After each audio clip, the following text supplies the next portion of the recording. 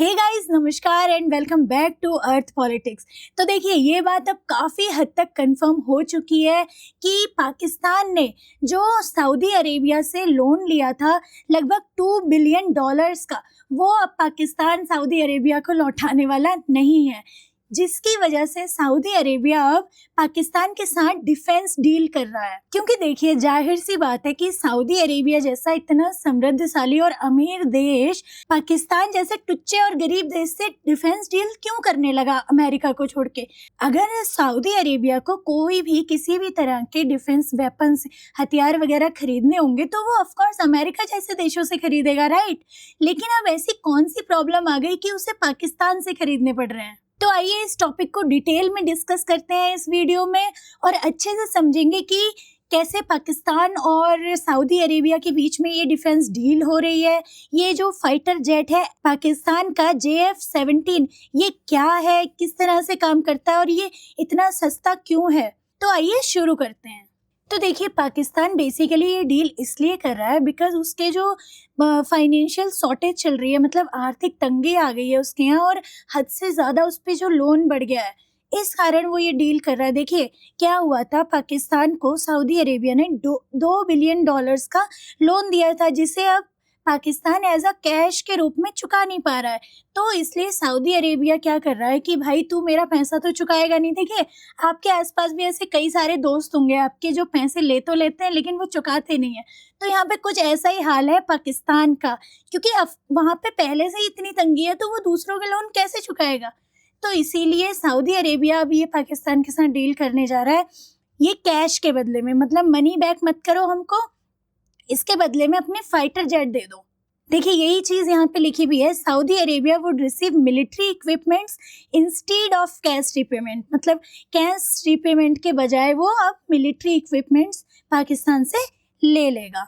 अब आइए थोड़ा सा ये देखते हैं कि सऊदी अरेबिया और पाकिस्तान के बीच में किस तरह के रिलेशंस हैं, पहले और अब कैसे हैं। ठीक है, तो देखिए सऊदी अरेबिया और पाकिस्तान पहले से ही क्लोज एंड ट्रस्टेड रिलेशंस रहे हैं, मतलब दशकों से।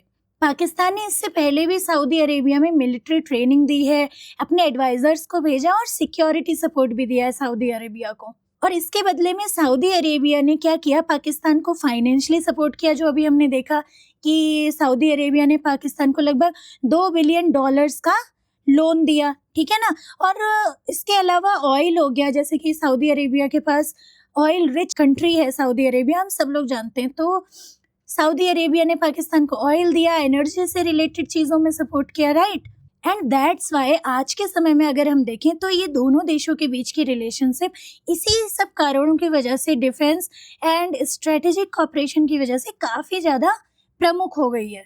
और अगर हम इतिहास देखें historically, there ties have been based on mutual support during times of need, मतलब कि समय के हिसाब से समय समय पर ये दोनों देश एक दूसरे को जिसकी जो आवश्यकता थी उसके अनुसार सहायता देते रहे हैं।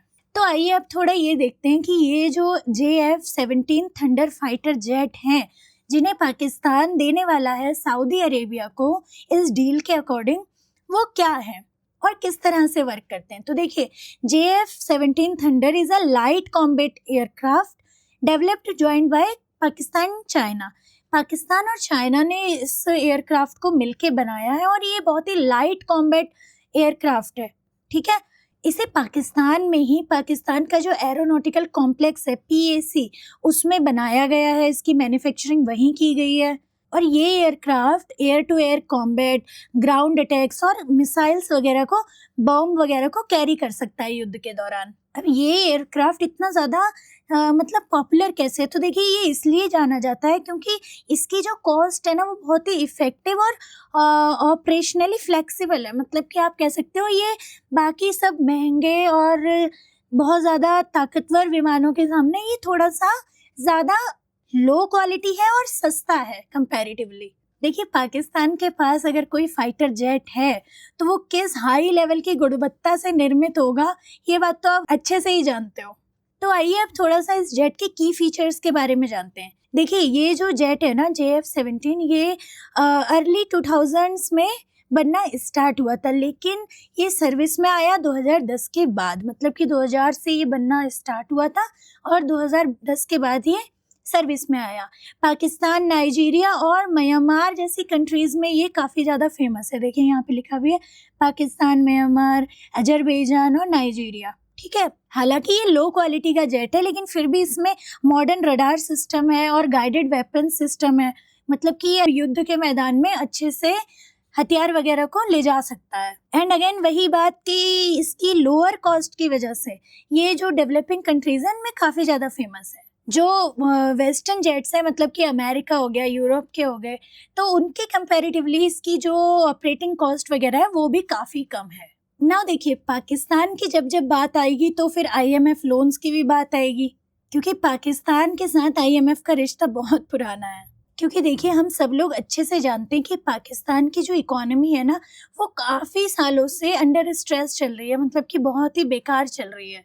और आपको जान के हैरानी नहीं होनी चाहिए कि पाकिस्तान ने IMF से 24 बार लोन लिया है, मतलब 24 टाइम्स वो लोन ले चुका है, मतलब कि one of the highest globally, ये पूरे विश्व में सबसे ज़्यादा एक तरह से कह सकते हो लोन लेने वाली कंट्रीज़ में से एक है।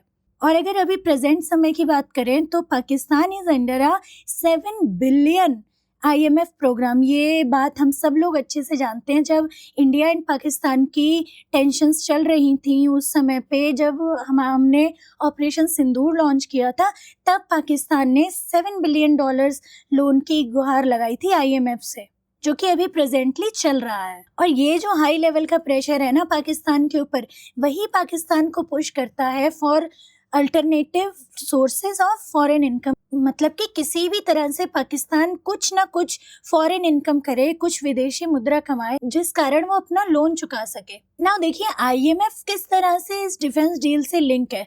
देखिए, IMF जो है ना, वो बार बार पाकिस्तान को इनकरेज कर रहा है, क्या करने के लिए कि अपनी जो एक्सपोर्ट है उसको इंक्रीज करो और फॉरेन एक्सचेंज अर्निंग्स को बढ़ाओ लगातार, जिस वजह से पाकिस्तान को अपने डिफेंस इक्विपमेंट्स और फाइटर जेट वगैरह को बेचना ही एक आप कह सकते हो सबसे ज़्यादा फास्ट वे लगता है to earn foreign currency, right. That's why Pakistan अपने डिफेंस एक्सपोर्ट्स को अब इकोनॉमिक स्ट्रेटजी के रूप में देख रहा है, मतलब कि आर्थिक रणनीति के रूप में वो लेके आ रहा है, ना कि मिलिट्री के रूप में। एंड नाउ अब इंडिया के पर्सपेक्टिव से देखते हैं कि ये जो डेवलपमेंट हुआ है, ये जो डील हो रही है, उसका इंडिया पे और बाकी ग्लोबली क्या प्रभाव पड़ सकता है। तो देखिए, for India this issue has both strategic and diplomatic significance, मतलब कि रणनीतिक और कूटनीतिक तौर पे ये बहुत ज़्यादा मायने रखता है इंडिया के लिए, क्योंकि जो सऊदी अरेबिया है ना, वो इंडिया का भी एक मेजर पार्टनर है, चाहे वो एनर्जी के रूप में देख लो या फिर ट्रेड के रूप में देख लो आप। तो इस वजह से इंडिया को बहुत ही क्लोजली ऑब्जर्व करना पड़ेगा ये जो सऊदी और पाकिस्तान के बीच में मिलिट्री कॉर्पोरेशन हो रहे हैं वो किस तरह से हो रहे हैं। मतलब कि एक तरीके से आप कह लो कि कन्फ्रंट्रेशन के बजाय हमको बहुत ही ध्यान से और बहुत ही स्ट्रेटेजिकली इस चीज़ को डील करना पड़ेगा, because at the same time India को भी तो अपने जो रिलेशंस हैं मिडिल ईस्ट में वो बैलेंस करके रखने हैं। क्योंकि देखिए, सीधी सी बात है कि इंडिया के लिए भी सऊदी अरेबिया से रिलेशन अच्छे बना के रखना अभी इसलिए और भी ज़्यादा ज़रूरी हो जाता है, क्योंकि देखिए USA ने वेनेजुएला पे अटैक करके उस पर पूरा अपना कब्जा कर लिया है, और वेनेजुएला के बाद सेकंड नंबर पे सऊदी अरेबिया के पास ही सबसे ज़्यादा तेल है। तो इसीलिए देखिए, वैसे भी सऊदी अरेबिया हमारा स्ट्रेटेजिक पार्टनर है, और पाकिस्तान की इन सब हरकतों के बावजूद इंडिया को सऊदी अरब से बहुत ही अच्छे रिलेशंस बना के रखने बहुत ज़रूरी है। तो आई होप आपको ये पूरा टॉपिक अच्छे से समझ में आ गया होगा, क्या है ये डील और क्या है वो फाइटर जेट JF-17, ये सारी चीज़ें आपने अच्छे से समझ ली होंगी। तो इस मामले में आपकी क्या राय है, आप मुझे कमेंट सेक्शन में ज़रूर बताइए। अगर वीडियो अच्छा लगता है तो वीडियो को लाइक कीजिए, चैनल पे नए हैं तो सब्सक्राइब कीजिए। मिलते हैं नेक्स्ट वीडियो में, तब तक के लिए नमस्कार, जय हिंद, जय भारत।